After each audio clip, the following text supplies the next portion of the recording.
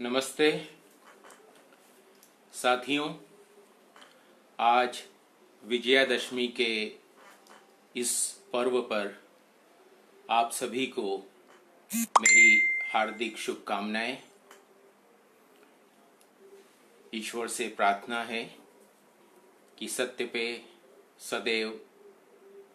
पे सदैव सत्य की विजय हो और आप सभी को अपने जीवन के हर क्षेत्र में सफलताएं प्राप्त हों और आप विजय की ओर अग्रसर हों। आज हम लोग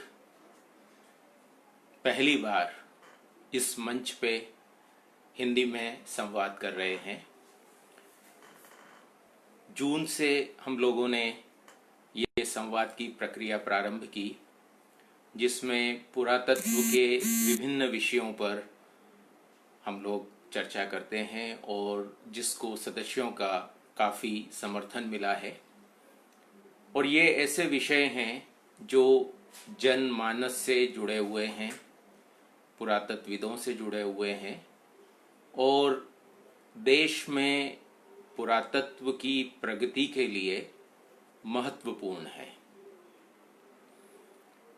दरअसल पुरातत्व की कई संस्थानें हैं, कई विभाग हैं, वो लोग अपने काम में लगे हुए हैं, लेकिन यह एक ऐसा विषय है जिसमें जनमानस का सहयोग और उनकी सक्रिय भागीदारी बहुत जरूरी है।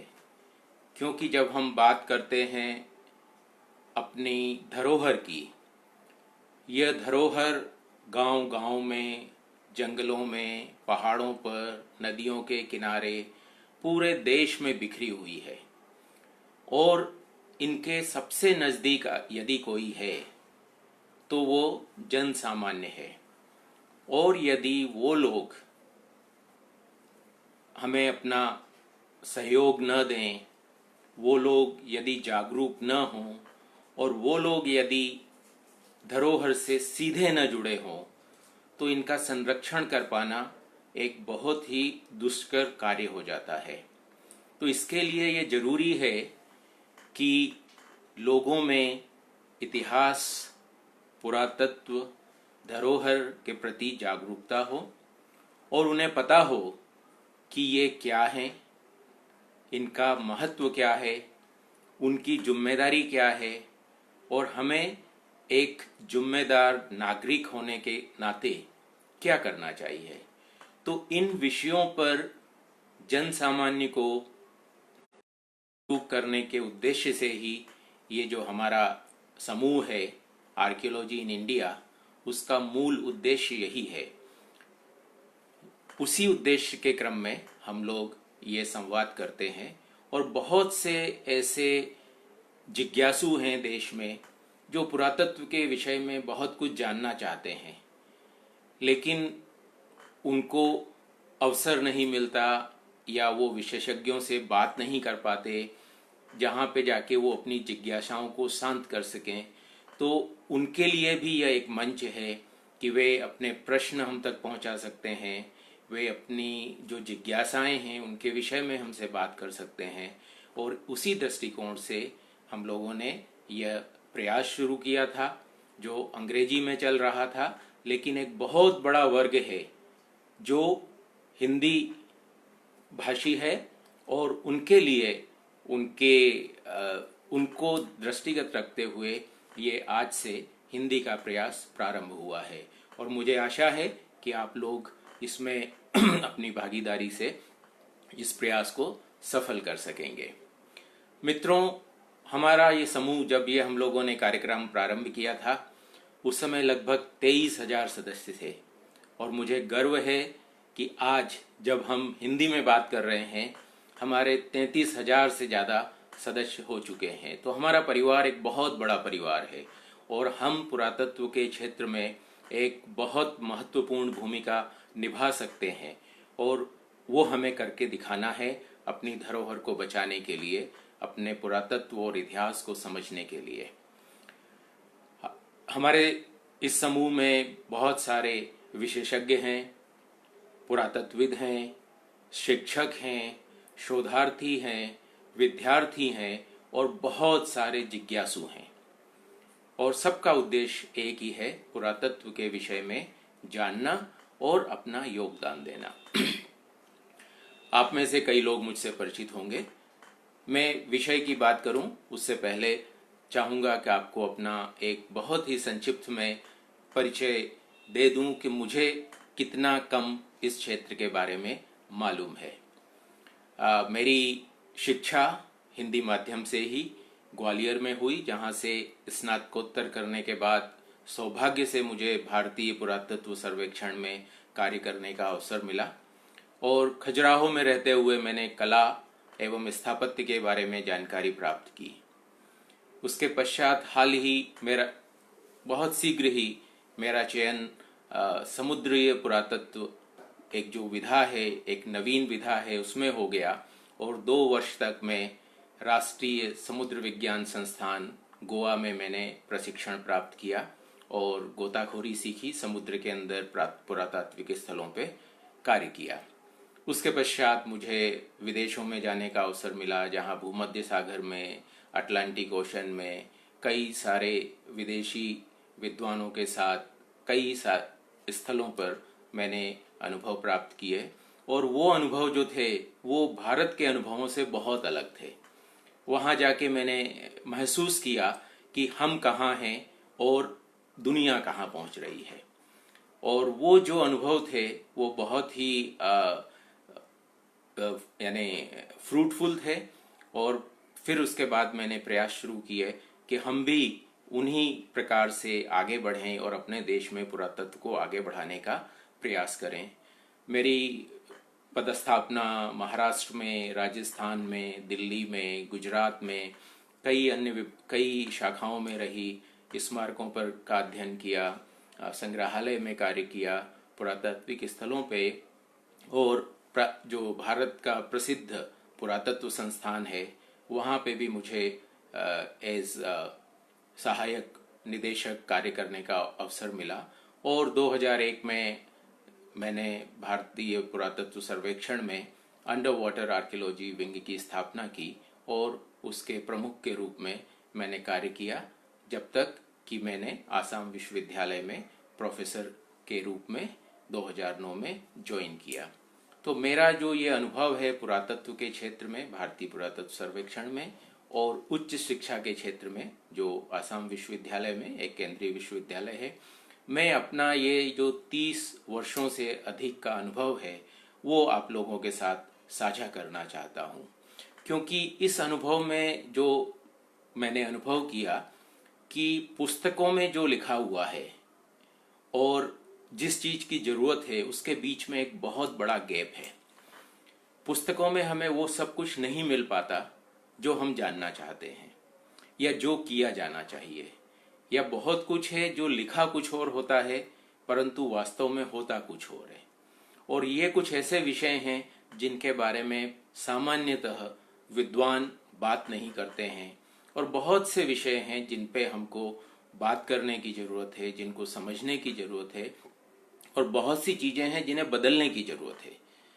क्योंकि हम आज भी पुरातत्व के क्षेत्र में एक पारंपरिक तरीके से चल रहे हैं, जो बहुत प्राचीन हमारी ट्रेडिशंस थे, आज भी हम उनको लेकर चल रहे हैं, जबकि क्षेत्र में बहुत विकास हो चुका है और बहुत सारे जो संस्थान हैं और कई देश हैं वो पुरातत्व के क्षेत्र में नई ऊंचाइयों को छू रहे हैं, जबकि हमारे यहाँ हम उतना प्रगति नहीं कर सके। और उनके क्या कारण हैं उनको जानना, समझना और उनको बदलना बहुत जरूरी है। यदि हम पुरातत्व की बात करें तो इसमें कोई संदेह नहीं है कि भारत दुनिया का वो देश है जो इस क्षेत्र में सबसे ज्यादा समृद्ध है।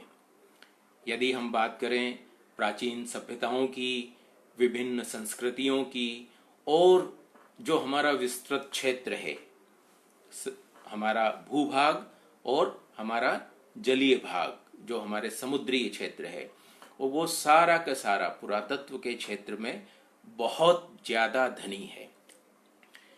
इतना सब कुछ होते हुए भी पुरातत्व के क्षेत्र में, विश्व में हमको पुरातत्व का गुरु होना चाहिए था। लेकिन यदि आप वास्तव में अंतर्राष्ट्रीय स्तर पे देखेंगे तो भारत बहुत पीछे है। पुरातत्व की जो नवीन शोध हो रहे हैं या जो भारतीय पुरातत्व के ऊपर भी जो कार्य होते हैं, उसमें बहुत सारे जो व्यूज आते हैं या बहुत सारी रिसर्चेज आती हैं, वो विदेशियों के द्वारा आती हैं और लोग उसको मानते हैं। और ये हमारे लिए एक विषय है जो हमको जानना चाहिए कि हम भारतीय कहाँ पे पिछड़ रहे हैं और हम वो क्यों हासिल नहीं कर पा रहे हैं जो अन्य लोग कर रहे हैं। तो उसके लिए जरूरी है कि हम अपने इस कार्य पद्धति को देखें, हम पुरातत्व को समझें, और उसी उद्देश्य से आज हम इस प्रथम कड़ी में उस सामान्य सी बातों को जानना चाहते हैं कि पुरातत्व है क्या, पुरातत्वविद कौन है, पुरातत्व कैसे होना चाहिए, हमको क्या करना चाहिए, कौन सी संस्थाएं हैं, उनकी क्या जिम्मेदारी है, और क्या किया जाने की जरूरत है, शिक्षा के क्षेत्र में क्या होना चाहिए। और इन सब चीजों पे जब तक हम समग्र रूप से अगर बात नहीं करेंगे, अगर हम इसको नहीं समझ पाएंगे, तो हमारी प्रगति जो होना चाहिए वो नहीं हो पाएगी। और एक बहुत बड़ा कारण है कि पुरातत्व भारत में एक वाटर टाइट कंपार्टमेंट्स में, अलग अलग क्षेत्रों में बटा हुआ टुकड़ों में होता रहा है। एक आदमी एक काम करता है, कहीं दूसरे क्षेत्र में दूसरा आदमी वही या मिलता जुलता काम करता है, तो ऐसा बहुत सा डुप्लीकेशन होता है, क्योंकि एक समन्वय नहीं है, कोई ऐसा मंच नहीं है जहां पे कि इन पे विचार विमर्श हो सके। या वो एक क्षेत्र है जिसमें बहुत सारा काम हो रहा है, लेकिन बहुत सारे दूसरे महत्वपूर्ण क्षेत्र हैं जिसमें काम नहीं हो पा रहा है। वो कौन से क्षेत्र हैं, वो कौन से महत्वपूर्ण एरियाज हैं जिसमें अभी और काम होने की जरूरत है। तो ऐसा हमारे पास कोई मैकेनिज्म नहीं है कि हम इन सब चीजों को जहाँ पे इसकी चर्चा कर सकें। तो मित्रों, इसी से संबंधित जो है वो मैं आपसे बात करना चाहता हूँ। तो हम बात करते हैं बहुत प्रारंभ से, पुरातत्व क्या है। एक बहुत सामान्य सी बात है। यदि आप किसी भी छात्र से पूछेंगे, जिसको अंग्रेजी में आर्कियोलॉजी कहते हैं, तो वो एक बड़ा स्टैंडर्ड जवाब देगा कि आर्कियोलॉजी जो शब्द है वो आर्कियोस और लोगोस से मिलकर बना है, जिसका अर्थ होता है प्राचीन वस्तुओं का अध्ययन। पुरातत्व, पुरा यानी प्राचीन, तत्व यानी मटेरियल, तो पुराने मटेरियल का या पुराने तत्वों का अध्ययन पुरातत्व है। लेकिन ये इतना सिंपल नहीं है। किसी भी पुरानी वस्तु का अध्ययन वो पुरातत्व नहीं है। और इसको ऐसे समझें कि पुरातत्व एक बहुत विस्तृत विषय है जिसकी बहुत सारे सब डिसिप्लिन्स हैं, लेकिन वो सारे सब डिसिप्लिन्स पुरातत्व नहीं है। तो पुरातत्व में हम स्मारकों का अध्ययन करते हैं, कला का अध्ययन करते हैं, चित्रकला का अध्ययन करते हैं, मूर्तियों का अध्ययन करते हैं, पुरावशेषों करते हैं, अभिलेख हैं, लिपियां हैं, पांडुलिपियां हैं। तो इस तरह से बहुत सारी चीजें हैं जिनका पुरातत्व अध्ययनों में समावेश है। लेकिन इनका अपना अध्ययन अपने आप में पुरातत्व नहीं है। भारत में पुरातत्व की एक जो छवि है वो बहुत स्पष्ट नहीं है। और ये सिर्फ जनसामान्य के लिए नहीं, यदि आप विशेषज्ञों से बात करें तो वो भी इस मामले में कहीं बहुत स्पष्ट नहीं है, क्योंकि ऐसा कुछ पढ़ाया नहीं जाता है। एक बात और है कि जो हमारा पुरातत्व का अध्ययन अध्यापन का जो क्षेत्र है, उसमें भी सुधार की बहुत महती जरूरत है।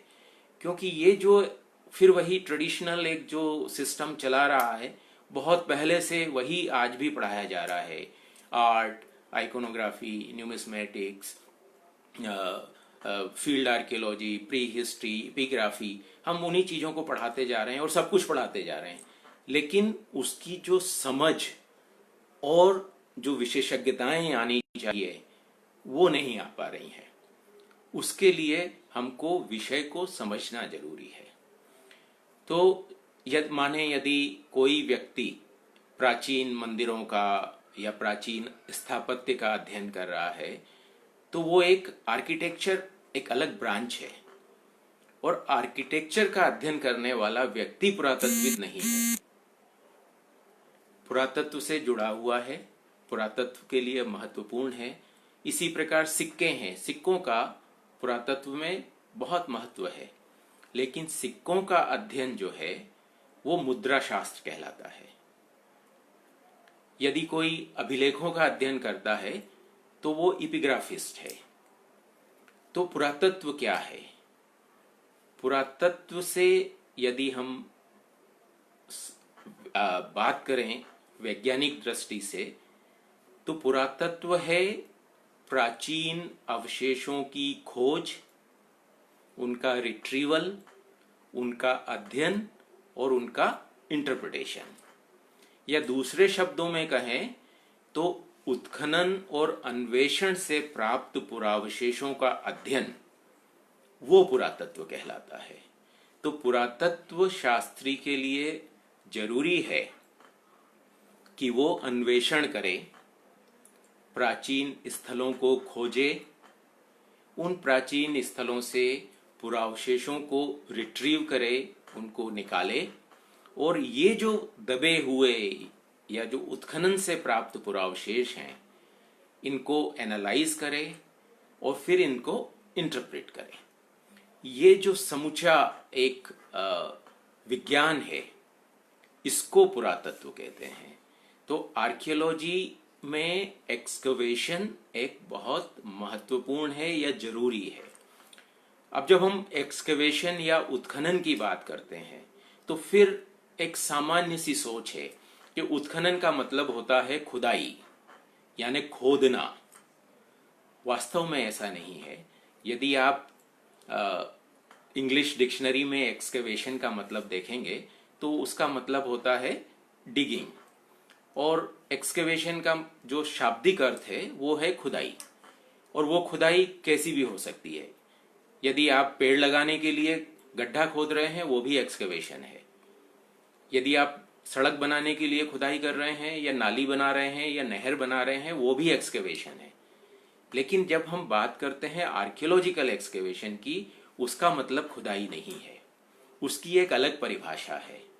और उस परिभाषा के अनुसार यदि पुरातात्विक अवशेष खोजने के लिए कोई भी व्यवस्थित प्रयास किया जाता है, चाहे वो सतह के ऊपर पड़े हुए अवशेष हों या जमीन के अंदर से खोद के निकाले गए अवशेष हों, वो लैंड के ऊपर हों, वो पानी के अंदर हों, वो सब कुछ उत्खनन कहलाता है। तो आर्कियोलॉजिकल है पुरावशेषों की व्यवस्थित खोज, चाहे खोद के निकालें या बिना खोद के निकालें, चाहे जमीन के ऊपर वो खोज हो या पानी के अंदर खोज हो, उसको कहते हैं उत्खनन। और ये जो डेफिनेशन है वो यूनेस्को का 1956 का रिकमेंडेशन है, जिसको दिल्ली रिकमेंडेशन कहते हैं। दिल्ली में यूनेस्को की जो जनरल कॉन्फ्रेंस हुई थी, वहां पे ये रिकमेंडेशन अप्रूव हुए थे, जहां पे एक्सकवेशन को डिफाइन किया गया है आर्टिकल 1 में। तो यहाँ पे समझने की बात यह है कि किसी भी चीज के दो डेफिनेशन मिल सकते हैं या दो अर्थ मिल सकते हैं। एक है डिक्शनरी मीनिंग, वो अलग होता है। दूसरा होता है ट्रेड मीनिंग, या हर विषय की अपनी एक परिभाषा होती है, वो हमको मिलती है इस तरह के रिकमेंडेशंस में, कन्वेंशंस में, लॉ में, और उसको विषय के विशेषज्ञ उन परिभाषाओं को बनाते हैं। तो जब हम बात करते हैं पुरातात्विक उत्खनन, मतलब पुरावशेषों की व्यवस्थित खोज। और जब हम बात करते हैं उत्खनन की, तो उसके फिर अपने कुछ नियम कायदे हैं। ऐसा नहीं है कि कोई भी व्यक्ति जाके पुरावशेषों की खोज शुरू कर दे। ये संभव है कि बहुत से लोग पुरातत्व में रुचि रखते होंगे, लेकिन हर कोई व्यक्ति जाकर पुरावशेषों की खोज नहीं कर सकता। उसके लिए हमारे कुछ नियम और कायदे हैं, भारत सरकार के, राज्य सरकारों के और कुछ अंतर्राष्ट्रीय कन्वेंशंस हैं। तो जो भी व्यक्ति इस क्षेत्र में कार्य कर रहा है या कार्य करना चाहता है, उसके लिए यह भी जरूरी है कि उसको इन अंतर्राष्ट्रीय, राष्ट्रीय और राज्य स्तरीय ये जो कानून हैं इनकी जानकारी हो और वो इनका पालन करते हुए अपना कार्य करे। यदि इनका पालन नहीं किया गया तो वो एक इल्लीगल कार्य हो जाता है, जो कि सराहनीय नहीं होगा बल्कि दंडनीय होगा। तो इसलिए हमको ये भी जरूरी है कि हम जानें कि पुरातत्व के विषय में क्या नियम और कायदे हैं और हमको क्या क्या नियमों का पालन करना चाहिए। तो जब हम बात करते हैं पुरातत्व की, तो यहाँ ये जानना जरूरी है कि हमारा जो नियम है भारत सरकार का, भारत सरकार पे आने से पहले मैं आपको एक और बात बताना चाहूंगा कि जब ब्रिटिश सरकार थी तो उस समय कुछ नियम थे और उस समय सिर्फ ब्रिटिश सरकार थी केंद्र में। तो जो भारत सरकार का पुरातत्व विभाग था वो सारे पुरातत्व से संबंधित जो भी गतिविधियां होती थीं उनको पूरा कंट्रोल करता था। तो केंद्र सरकार जो थी उस समय की, या जो ब्रिटिश सरकार थी, वो सारे चीजों को कंट्रोल करती थी। लेकिन 1947 में हम स्वतंत्र हो गए और 1950 में हमने संविधान को स्वीकार किया। संविधान में हमारे देश के लिए एक व्यवस्था निर्धारित है जिसमें दो डिवीजन हैं, एक है केंद्र सरकार, दूसरा है राज्य सरकारें। तो जो हेरिटेज से संबंधित विषय हैं, पुरातत्व और स्मारकों से संबंधित जो विषय हैं, वो 3 भागों में विभाजित हैं। जो भी स्मारक और प्राचीन स्थल केंद्र शासन द्वारा संरक्षित हैं, उनका अधिकार केंद्र सरकार के पास है। तो जो संविधान के 7वें शेड्यूल में एक सूची है, लिस्ट 1, उसमें वो सारे विषय आते हैं। उसके अलावा जितने भी प्राचीन स्मारक हैं वे राज्य सरकारों के अधीन आते हैं, वो दूसरी सूची में है। और जो प्राचीन पुरातात्विक स्थल हैं जो संरक्षित हैं वो केंद्र सरकार के अधीन है, और जो संरक्षित नहीं हैं वो कंकरेंट लिस्ट में आते हैं। यानी उन स्थलों पर केंद्र सरकार और राज्य सरकार दोनों मिलकर निर्णय लेते हैं। तो इस तरह से हेरिटेज से, मॉन्यूमेंट से, आर्कियोलॉजी से रिलेटेड जो विषय हैं वो इन तीनों सूचियों में आते हैं। तो जो संरक्षित स्मारक और संरक्षित पुरातात्विक स्थल हैं वो केंद्र सरकार के अधीन है। उनके विषय में जो भी निर्णय लेना होगा वो केंद्र सरकार लेगी। जितने भी उसके अलावा जितने भी प्राचीन स्मारक हैं राज्यों में, उसके ऊपर राज्य सरकार निर्णय लेगी और राज्य सरकार के जो नियम हैं वो लागू होंगे। और जितने भी अन्य पुरातात्विक स्थल और अवशेष हैं वो कंकरेंट लिस्ट में हैं, उसमें राज्य सरकार और केंद्र सरकार दोनों का निर्णय और सहमति जरूरी है। तो इसलिए यदि किसी को भी पुरातत्व के क्षेत्र में फील्ड में काम करना है तो उसको पहले राज्य सरकार से कानूनों के तहत अनुमति लेनी होगी। और राज्य सरकार और राज्य सरकार यदि किसी व्यक्ति को परमिशन देने के लिए राजी हो जाती है तो उसको केंद्र सरकार से पूर्व अनुमति लेनी होगी, और जब केंद्र सरकार उसको स्वीकृति दे देगी तभी वो व्यक्ति कानूनी रूप से उत्खनन और अन्वेषण कर सकता है।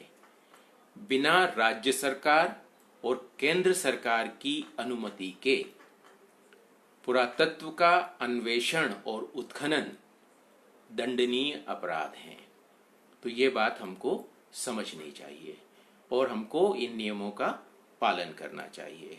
दूसरी बात है कि जब हम बात कर रहे हैं अवशेषों की या हेरिटेज की, तो जो भारत सरकार का कानून है उसके अनुसार ये सारी जो हेरिटेज है इसको दो मुख्य भागों में या कहें तो तीन भागों में हम एक सामान्य रूप से, हम यानी बहुत टेक्निकल बात नहीं कर रहे हैं, सामान्य रूप से यदि हम कहें तो हेरिटेज को हम तीन भागों में बांट सकते हैं। एक है प्राचीन एवं ऐतिहासिक स्मारक। मैं दोहराता हूं, प्राचीन एवं ऐतिहासिक स्मारक। स्मारक की जो परिभाषा है वो कानून में दी हुई है, उसको आप पढ़ सकते हैं डिटेल। लेकिन अगर हम बहुत सामान्य शब्दों में जनमानस को बताना चाहें तो जमीन के ऊपर जो बनी हुई रचनाएं हैं वो स्मारक हैं। उसमें स्मारक के कई प्रकार दिए हुए हैं, जैसे शैलोत्कीर्ण गुफाएं हैं या रॉक कट इंस्क्रिप्शन हैं या रॉक कट स्कल्पचर्स हैं। तो अगर हम फिर सामान्य भाषा में बात करें तो जो इमूवेबल हैं, जो अचल हैं और जमीन के ऊपर हैं, प्राचीन हैं 100 साल से ज्यादा, उनको हम स्मारक कह सकते हैं सामान्य भाषा में। डेफिनेशन, टेक्निकल डेफिनेशन कानून में दी हुई है, आप उसको पढ़ सकते हैं, समझ सकते हैं। लेकिन अगर हम बोलचाल की भाषा में कहें तो वे अचल रचनाएं जो जमीन के ऊपर हैं उनको हम स्मारक कह सकते हैं। और वे प्राचीन अवशेष जो जमीन के अंदर दबे हुए हैं उनको कहते हैं पुरातात्विक स्थल। तो ये दोनों अचल हैं। इसके अलावा कुछ चल वस्तुएं हैं जिनको कहा गया एंटीक्विटीज या पुरावशेष। तो ये सिक्के हो सकते हैं, ये मूर्तियां हो सकती हैं, ये अभिलेख हो सकते हैं, ये शस्त्र हो सकते हैं। तो वे सब जो चल हैं, चलायमान हैं, छोटे हैं, मूवेबल हैं, लेकिन प्राचीन हैं, तो उनको हम एंटीक्विटीज कह सकते हैं। तो सामान्य भाषा में हम ये कह सकते हैं कि वे रचनाएं जो जमीन के ऊपर हैं वे प्राचीन एवं ऐतिहासिक स्मारक। जो चीजें जमीन के अंदर दबी हुई हैं वे हो गए पुरावशेष एवं प्राचीन स्थल। और वो चलायमान छोटे ऑब्जेक्ट्स, उनको एंटीक्विटी कह सकते हैं। अब इनके विषय में अलग से नियम है। एंटीक्विटीज के लिए 1972 का एक अधिनियम है, antiquities and art treasure act.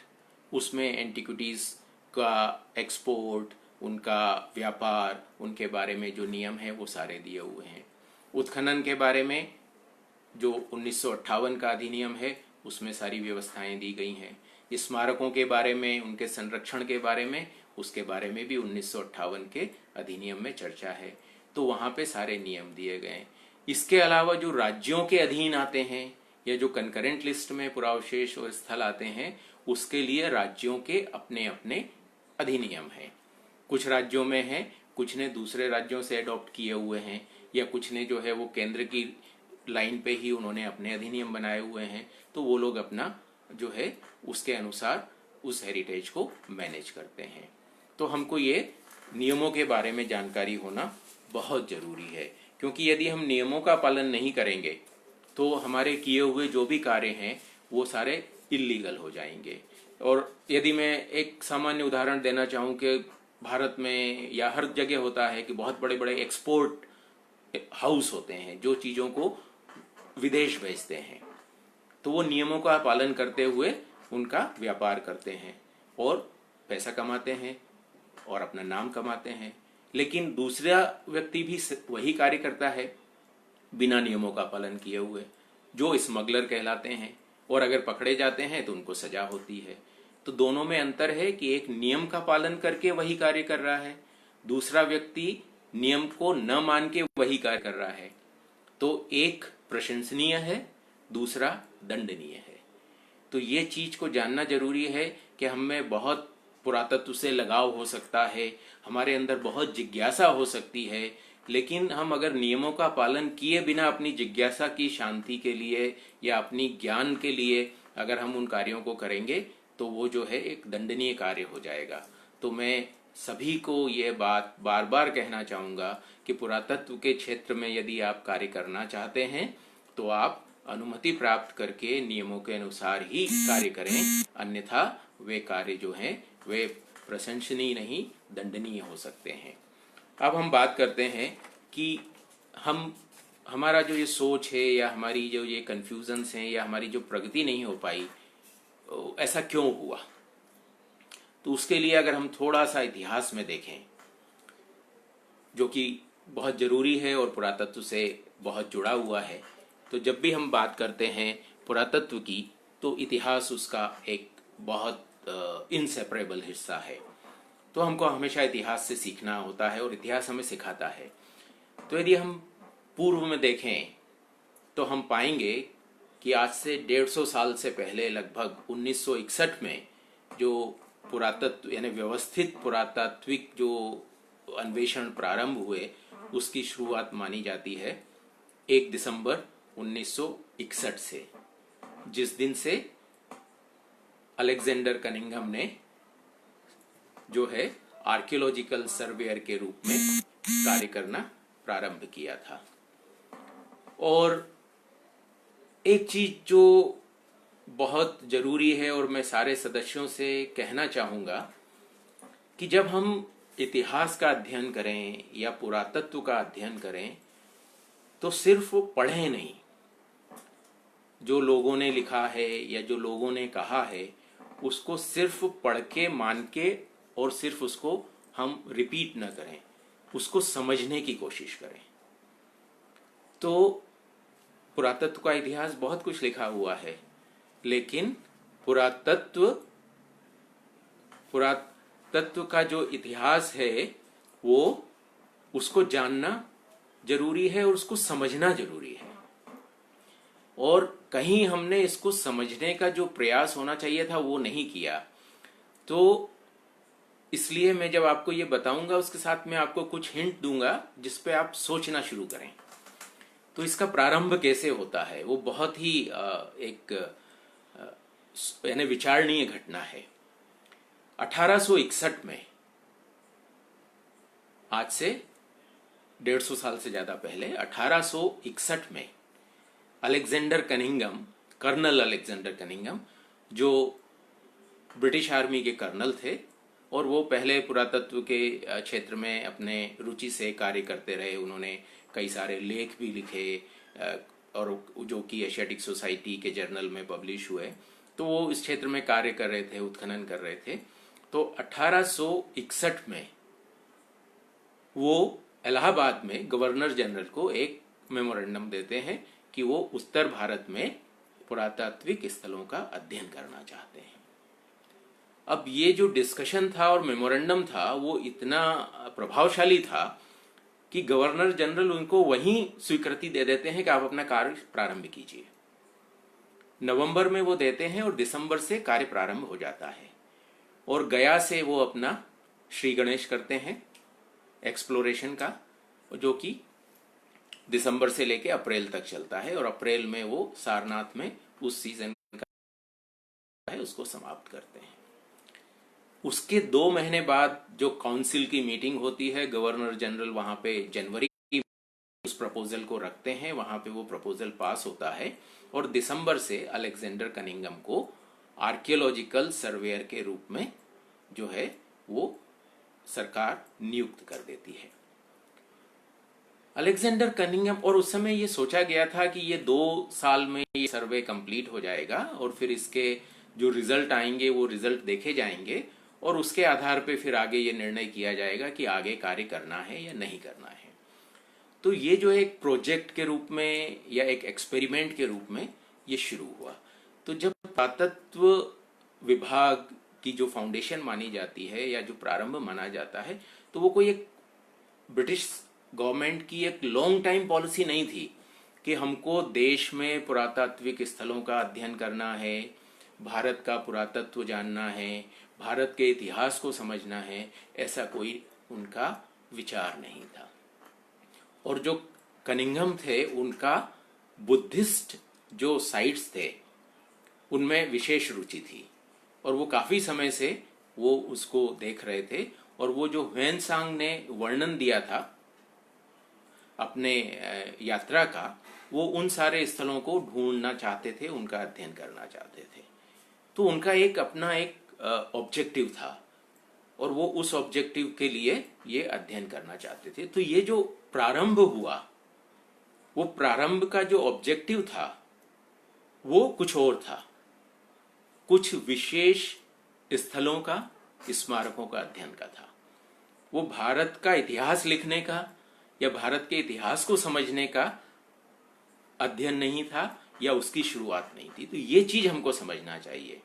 तो वो जो कार्य हुआ वो एक विशेष उद्देश्य से हो रहा था। फिर उसके बाद उन्होंने 5 साल कार्य किया, उसके बाद वो बंद हो गया। उसके बाद फिर वो वापस आते हैं, फिर वो डायरेक्टर जनरल के रूप में फिर कार्य करते हैं 1885 तक। और उसके बाद ये कुछ समय काम होता है, कभी काम रुक जाता है। तो उस समय कोई ऐसी नेशनल पॉलिसी नहीं है। जो व्यक्ति आता है उसकी रुचि के हिसाब से वो अपना अन्वेषण करता है, अपने हिसाब से पब्लिकेशन करता है। और 1902 में आके ये निर्णय होता है कि एक पुरातत्व विभाग पूरी तरह से होना चाहिए और देश को इसकी जरूरत है।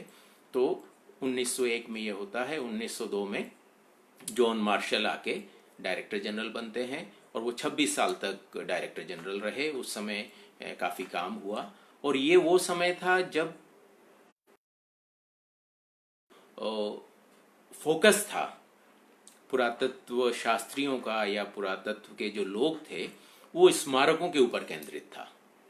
और भारत सरकार यानी ब्रिटिश सरकार जो थी उसकी पॉलिसी बहुत स्पष्ट थी कि जो अच्छा है, जो ब्यूटीफुल है, इम्प्रेसिव है, इम्पोर्टेंट है, जमीन के ऊपर है, अवेलेबल है, अच्छी कंडीशन में, उसकी देखभाल की जाए, खर्चा कम हो। और जो नोन है, जिसको हम जानते हैं, हम उसी के ऊपर फोकस रहें, अननोन के लिए ज्यादा हम नहीं जाएं।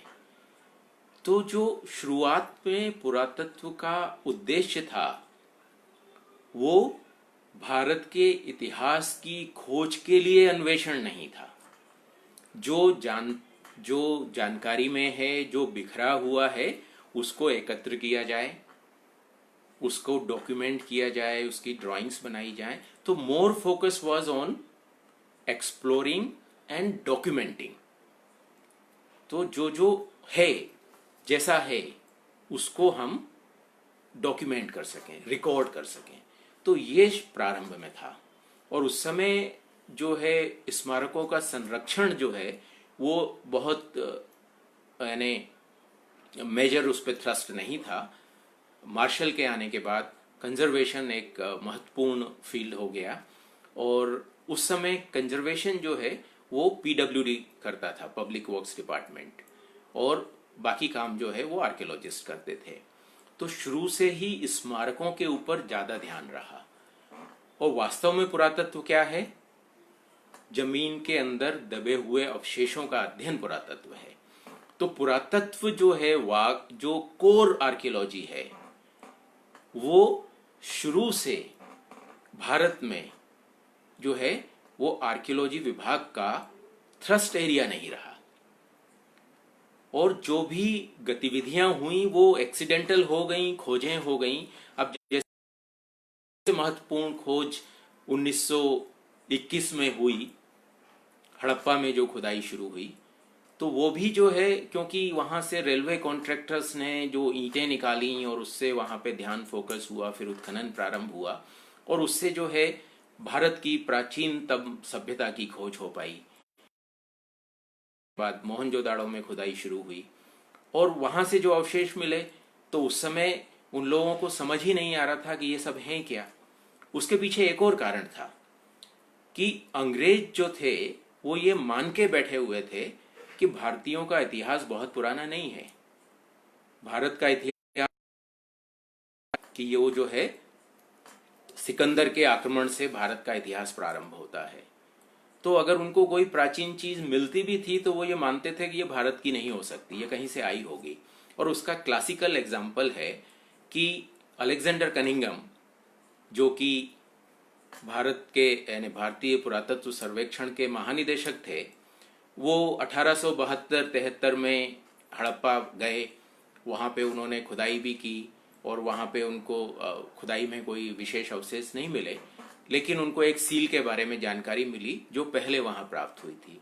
तो उस सील को उन्होंने देखा, उस पे लिखे हुए अभिलेख को देखा और उन्होंने कहा कि ये अभिलेख जो है ये भारत की जो अभिलेख हैं उनसे मिलता जुलता नहीं लगता, और इसके ऊपर जो एक बेल बना हुआ है उसके हम्प नहीं है, भारत में बेल के हम्प होता है, तो ये बाहर से आई होगी।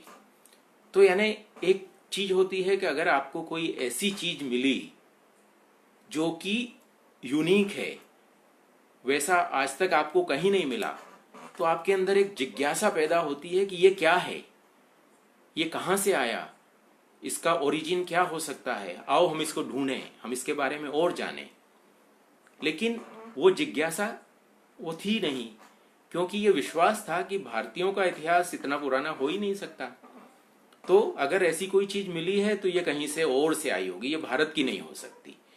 तो ये दर्शाता है कि जो वो पुरातत्वविद कार्य कर रहे थे वो किस सोच के साथ कार्य। और जैसा कि हम सब जानते हैं कि अलेक्जेंडर कनिंघम का जो मुख्य रुचि थी वो बुद्धिस्ट रिमेन्स में थी, बुद्धिस्ट साइट्स में थी। तो इवन वो हड़प्पा में भी जो है वो उसको उस स्थल से जोड़ने का प्रयास करते हैं जो कि ह्वेनसांग के रिकॉर्ड में लिखा हुआ है, और वो कहते हैं कि यह स्थल जो है वही हो सकता है जो 7वीं-8वीं शताब्दी का होगा। और वहां पे उनको एक बहुत बड़ी एक रचना मिली जो ईंटों की बनी हुई, तो उनने कहा कि ये लगता है ये एक मोनेस्ट्री होगी, जो कि जैसी कि मोनेस्ट्रीज का वर्णन जो है वो ह्वेनसांग ने किया था। निश्चय ही इन लोगों ने बहुत महत्वपूर्ण काम किया, फील्ड में बहुत काम किया, और उन लोगों के किए हुए काम को हम लोग नकार नहीं सकते। उन लोगों के किए हुए काम के ऊपर ही हमारे काम हम लोगों ने बिल्टअप किए हैं। लेकिन हमको ये भी देखना जरूरी है कि वो जो काम कर रहे थे वो किस सोच के साथ काम कर रहे थे। और दुर्भाग्य से ये काम जो चलते रहे वो उसी ट्रेडिशनल वे में आगे आते रहे। और भारत में जो एक बहुत ही बड़ी समस्या है जिसके जो आज हम हिंदी में बात कर रहे हैं, पुरातत्व के ज्यादातर यानी पुरातत्व के जो शुरुआत में काम हुए वो अंग्रेजों ने किए, वो सारे के सारे अंग्रेजी में छपे।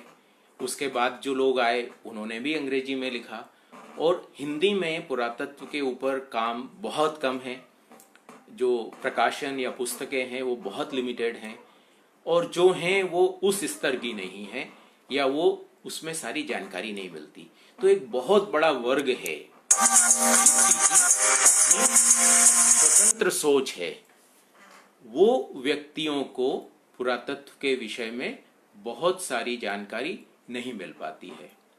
और जो अंग्रेजी पढ़ के अंग्रेजी में लिखने वाले लोग हैं उनके साथ एक समस्या ये होती है कि जब आप किसी दूसरी भाषा में पढ़ते हैं, दूसरी भाषा में लिखते हैं, तो आप अपने विचारों को बहुत स्पष्ट रूप से या मूल रूप से जो आप कहना चाहते हैं वो नहीं कह पाते।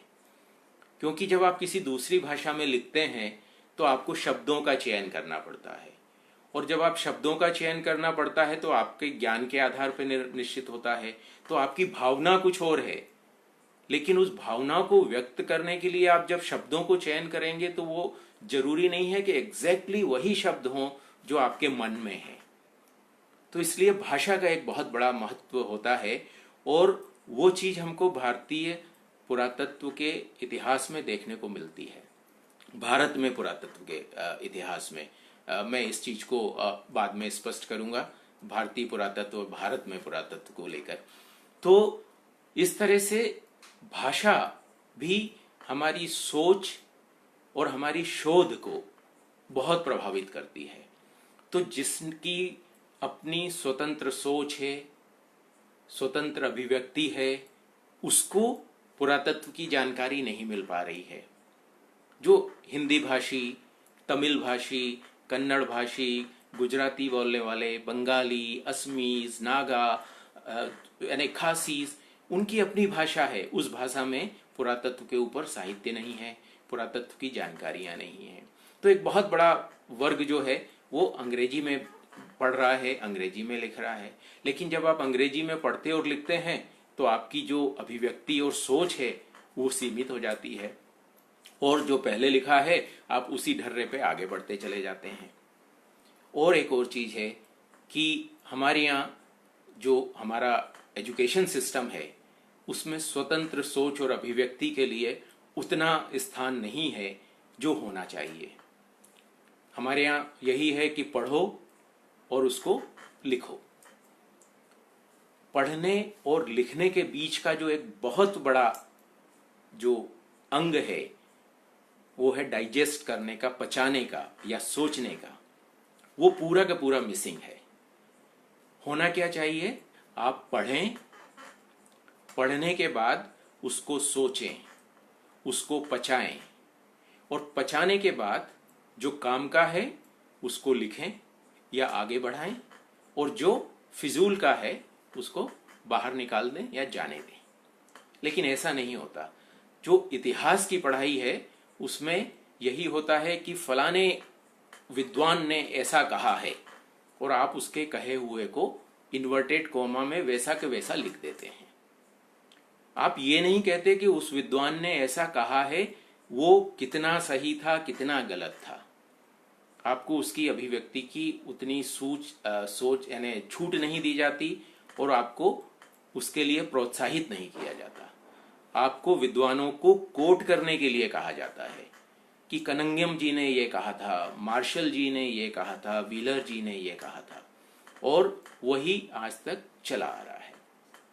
तो पुरातत्व में आज भी हम लोग बहुत ही प्राचीन पद्धति को फॉलो कर रहे हैं। पुरातत्व में नए नए बहुत सारे विकास हो चुके हैं। पुरातत्व के क्षेत्र में लोग बहुत सारी नवीन विधियों को या मॉडल्स को अपना रहे हैं, लेकिन भारत में ऐसा हो नहीं पाया, क्योंकि जो सोच होनी चाहिए थी वो सोच डेवलप नहीं हो पा रही है। लोग अलग अलग क्षेत्रों में अपना अपना काम कर रहे हैं और बहुत अच्छा काम कर रहे हैं, लेकिन वो बटा हुआ है, एक दूसरे से जुड़ा हुआ नहीं है।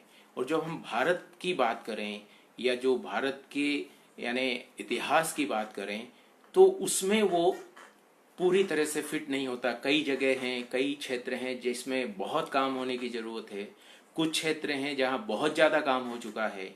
तो एक बैलेंस जो होना चाहिए एक राष्ट्र के लिए, या एक जो नेशनल से मेरा मतलब वो नेशनलिस्टिक थॉट की बात मैं नहीं कर रहा हूँ, कि एक अगर हम भारत के इतिहास की बात करें तो हमको एक क्रमबद्ध इतिहास चाहिए। वो कौन से क्षेत्र हैं जहाँ पुरातात्विक शोध से हम जानकारी हासिल कर सकते हैं, वो कौन से क्षेत्र हैं जहाँ काफ़ी काम हो चुका है, जिसके बारे में हमारी जानकारी पर्याप्त हो चुकी है। तो ये सब जो चीज़ें हैं इनके ऊपर भी विचार होने की बहुत ज़रूरत है। तो पुरातत्व के क्षेत्र में नवीन सोच और नवीन शोध की बहुत ज़रूरत है, और हमको आज तक हमने जो किया है उसके ऊपर भी अन्वेषण करने की बहुत ज़रूरत है। समय के साथ चीज़ें बदलती हैं, समय के साथ सोच बदलता है, और पुरातत्व और इतिहास वो विधाएं हैं जिसमें निरंतर बदलाव होना चाहिए। अक्सर आप सुनते होंगे कि यदि कोई भी व्यक्ति किसी विषय में कुछ नया कहने की कोशिश करता है तो एक हंगामा होता है, इतिहास बदला जा रहा है। दरअसल ऐसा कहने वालों को इतिहास की समझ ही नहीं होती। इतिहास कोई नहीं बदल सकता, क्योंकि इतिहास वो है जो हो चुका है, और जो हो चुका है उसको भगवान भी नहीं बदल सकता। तो इंसान की तो बात ही नहीं है। तो जो हो चुका है वो हो चुका है, उसको कोई नहीं बदल सकता, न नर न नारायण। अब बात यह है कि जो हो चुका है उसके बारे में हमारी जानकारी कितनी है। कल तक हमको थोड़ा मालूम था, इसलिए हमने उसके बारे में कुछ कहा। आज हमारी जानकारी बढ़ गई, हमें अन्य स्रोतों से जानकारी मिल गई, तो आज हम जो कह रहे हैं वो हो सकता है कि कल हमने जो कहा था उससे हटके हो। तो इतिहास नहीं बदला, इतिहास के बारे में हमारी जानकारी बदल गई है और बदलना चाहिए। यदि हमारी जानकारी नहीं बढ़ेगी, बदलेगी, अगर हमारा ज्ञान नहीं बढ़ेगा तो हम प्रगति कैसे करेंगे, हमारा विषय प्रगति कैसे करेगा। हम नित नए शोध कर रहे हैं और उस शोध के जो परिणाम आ रहे हैं उससे निश्चय ही हमारे ज्ञान में वृद्धि होगी। जब हमारे ज्ञान में वृद्धि होगी तो जो हमारी जानकारी है पास्ट के बारे में, भूतकाल के बारे में, उसमें भी परिवर्तन होगा। और जब उसमें परिवर्तन होगा तो जो लिखा हुआ विवरण है, जिसको आप हिस्ट्री कहते हैं अंग्रेजी में, उस हिस्ट्री में भी परिवर्तन होगा और होना भी चाहिए।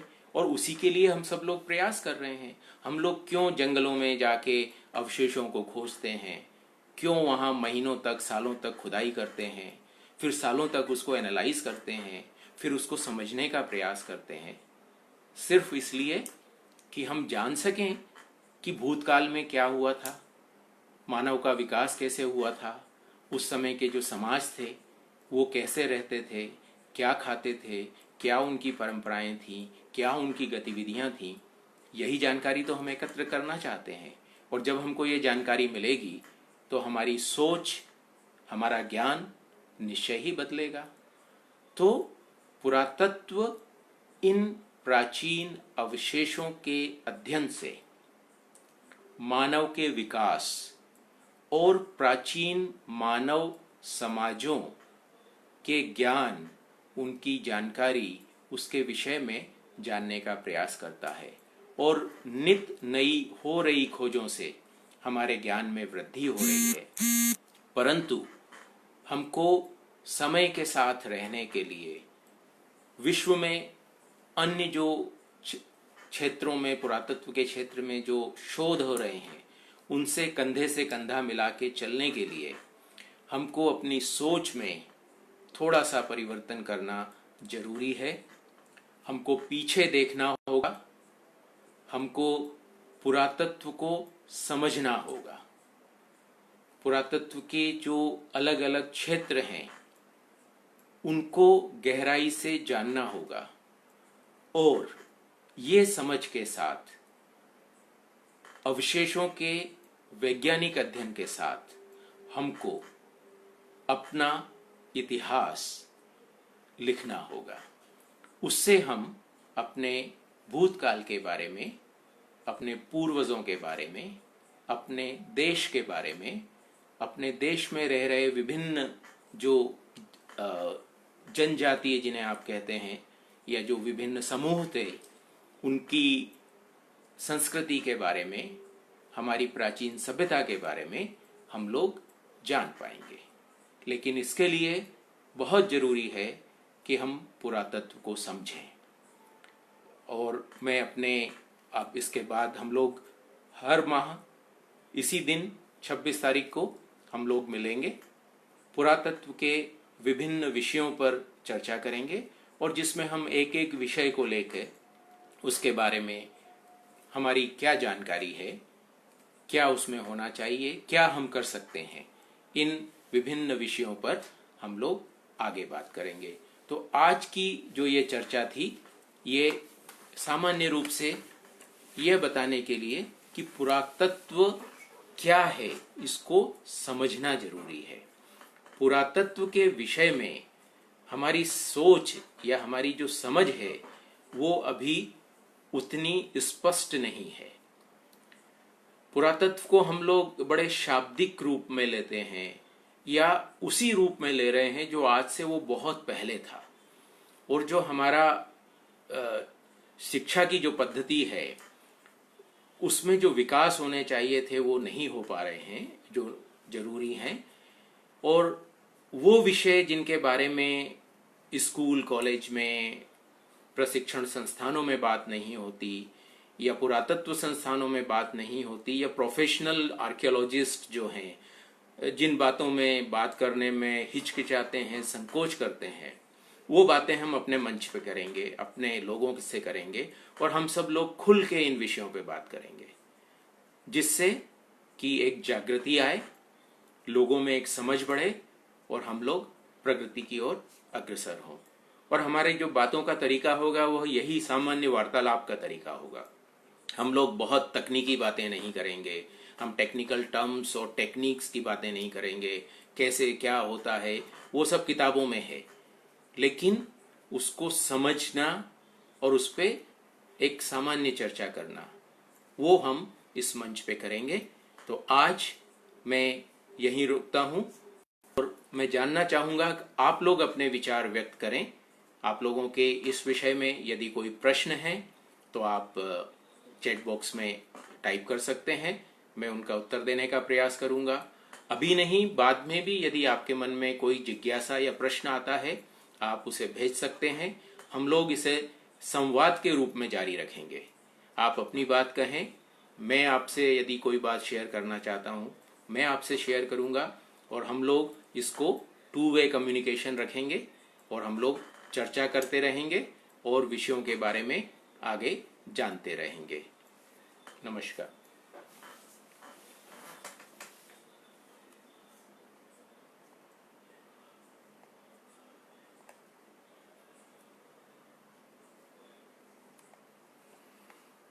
हिंदी में व्याख्यान सुन के साथियों को अच्छा लगा, मुझे खुशी है। हम लोग हिंदी में भी चर्चा करते रहेंगे।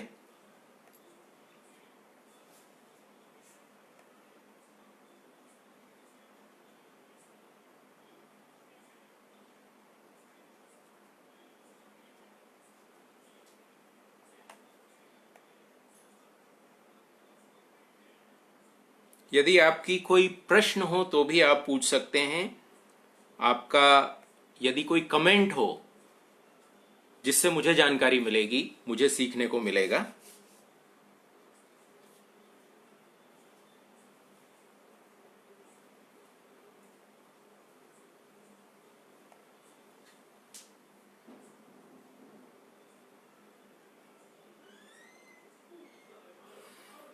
आशीष का एक प्रश्न है, आर्कियो केमिस्ट्री में कैरियर का मार्गदर्शन कीजिए।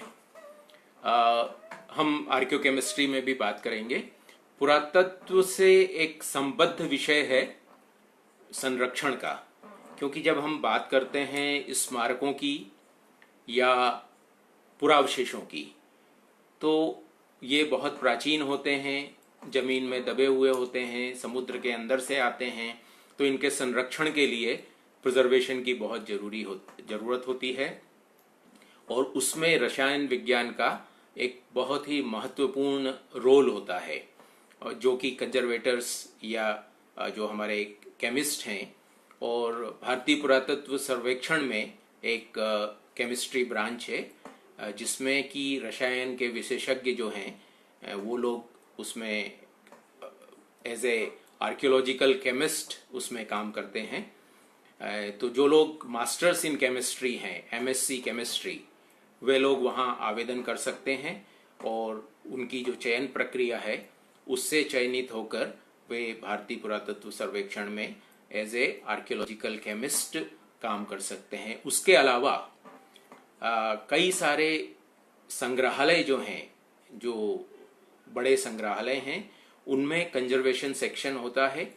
वहाँ पर भी ये केमिस्ट जो हैं, जो केमिस्ट्री में दक्षता रखते हैं, वे लोग एज कंजर्वेटर काम कर सकते हैं। उसके अलावा लखनऊ में नेशनल कंजर्वेटर नेशनल लेबोरेटरी है for the conservation of cultural heritage.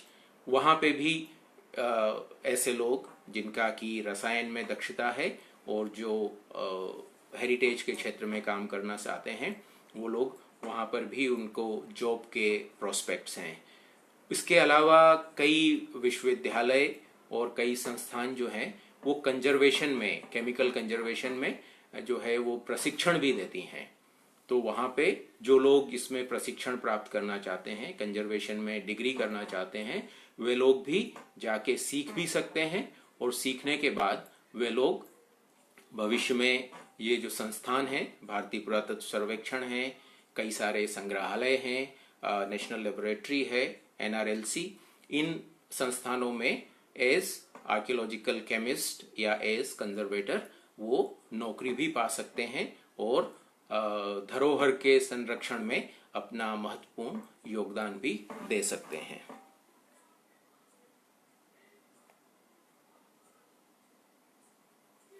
पुरातत्व और मनोविज्ञान या विशेष रूप से कॉग्निटिव साइकोलॉजी का संबंध क्या हो सकता है?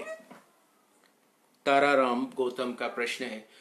मित्रों, हम इस विषय में अगले किसी वार्तालाप में पुरातत्व और अन्य विषयों के संबंध में विस्तार से चर्चा करेंगे, तो हम वहां पर इसके बारे में भी चर्चा करेंगे। यहाँ पे मैं सिर्फ इतना बताना चाहूंगा कि पुरातत्व प्राचीन मानव को समझने का प्रयास है उस मटेरियल एविडेंस के आधार पे। तो पुरातत्व यानी मानव से संबंधित जो भी विषय हैं या मानव से संबंधित जो भी कुछ है वो सब पुरातत्व में आता है। पुरातत्वविद को उसकी जानकारी होने से लाभ हो सकता है या इन विशेषज्ञों की विशेषज्ञता से पुरातत्व को लाभ हो सकता है। तो पुरातत्व को समझने के लिए या मानव को समझने के लिए या मानव के भूतकाल या इतिहास को समझने के लिए मानव से जुड़े हुए सारे विज्ञानों को या मानव की सारी गतिविधियों को, उसके वातावरण को, उसके चारों ओर जो भी कुछ हो रहा है उस सब को समझना जरूरी है। और उस सब को समझने के लिए जितने भी विषय हैं उनके सारे विशेषज्ञ अपना योगदान दे सकते हैं, क्योंकि जितना हम उन सबको समझ पाएंगे उतनी अच्छी तरह से हम मानव के इतिहास को समझ पाएंगे। तो मानव को हम आइसोलेशन में या इतिहास को एक आइसोलेटेड सब्जेक्ट के रूप में हम नहीं समझ सकते। अगर हमको इतिहास को समझना है तो हमको सब कुछ जानना होगा और उन परिस्थितियों में मानव क्या कर रहा था, उन परिस्थितियों का मानव पे क्या प्रभाव हो रहा था, ये सब अगर हम जान पाएंगे तो हमको अपने इतिहास की अच्छी जानकारी हो पाएगी। इसीलिए एक बहुत कॉमन फ्रेज ये लोग कहते हैं, archaeology is a multi disciplinary subject और ए मल्टी डिसिप्लिनरी साइंस। तो इसको भी समझना जरूरी है। मल्टी डिसिप्लिनरी का मतलब सिर्फ यही नहीं है कि बहुत सारे साइंटिस्ट आके इसमें करने लगे। विषयों की हम सहायता लेते हैं, उनकी सहायता काम आती है, लेकिन कैसे ये विभिन्न विषय पुरातत्व को सहयोग कर सकते हैं या पुरातत्व के अध्ययन में सहयोग कर सकते हैं, हमको ये भी जानना जरूरी है। और अगर हम इनको ज्यादा से ज्यादा जान पाएंगे और इनका अगर हम उपयोग कर पाएंगे तो हम अपने इतिहास को, अपने बीते हुए कल को और अच्छे से समझ पाएंगे।